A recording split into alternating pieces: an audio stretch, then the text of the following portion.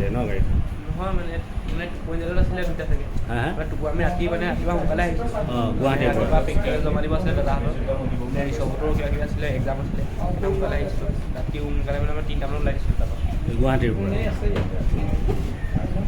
গোটেইকেইজনৰ পৰীক্ষা আছিল নেকি? মোৰ নাছিলে, আপোনাৰ এই দাদাহঁতৰ আছিলে। তেওঁলোকে কি কোন ক্লাছত পঢ়ি আছিলে? বি এ ফাইনেল দিয়ে আছিলে। Final year. কিহৰ পৰীক্ষা আছিলে? মই সেইটো গম নাপাম। এইহঁতৰ আছিলে, ৰিচৰ্টৰ আছিলে। এক্সাম চলি আছে, 30 এক্সাম আছে। গুৱাহাটীৰ পৰা ক'লৈ গৈ আছিলে? গুৱাহাটীৰ পৰা যোৰহাটলৈ গৈ আছিলে। যোৰহাটৰ একচুৱেল ঘৰ কোনখিনিতে তোমালোকৰ? মোৰ আপোনাৰ মেডিকেলৰ ওচৰত। মেডিকেলৰ ওচৰত। আৰু বাকীকেইজনৰ? ভেলেগাতে আপোনাৰ হেৰি আছিলে, মাছত। হা মাছত আৰু এইজনৰ আপোনাৰ হেৰি ওচৰত মাললী বাইপাছ। হা মাললী বাইপাছ।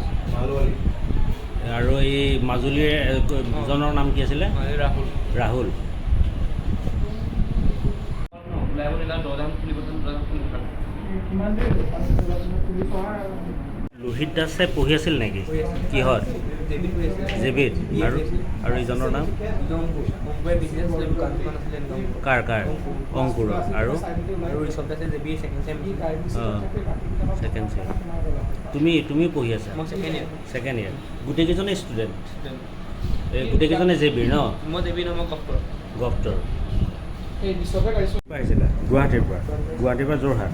তাৰপিছত ৰাস্তাতে মানে গম নাপালোঁ গাড়ীখন গ'লে সেইখিনি ওলাই আহিলা। বাইককেইজন তাতে ফচি গ'ল। তাৰপিছত ওচৰত 8:07 আমি খবৰ পালোঁ যে এখন গাড়ী দেওপানী এলেকাত শ্লিপ হৈ পেলাই পানীত পৰি আছে। সেইমতে আমি আহিলোঁ, আহি দেখা পালোঁ সেই গাড়ীখনৰে যাত্ৰী আপোনাৰ শচীন বৰদলৈ। তেওঁ সামান্য জখম হৈছে। তেওঁ গ্লাছৰ দি পাৰ হৈ গুচি আহিলে। বাকীখিনি ছিট বেল্ট লগাই থকাৰ কাৰণে আহিব নোৱাৰিলে। তাত 4জন লোক আছিলে, ৰোহিত দাস, তাৰপিছত অংকুৰ দাস, তাৰপিছত ঋষভ দাস আৰু ৰাহুল সেনাপতি। এই 4জন আমি উদ্ধাৰ কৰি পেলাই জখলাবন্ধা হস্পিটেলত লৈ অহাৰ পিছত মৃত বুলি আমি গম পালোঁ। গুৱাহাটীৰ পৰা গাড়ীখন আহি আছিলে যোৰহাটলৈ বুলি, আটাইকেইজন পঢ়ি থকা ল'ৰাই।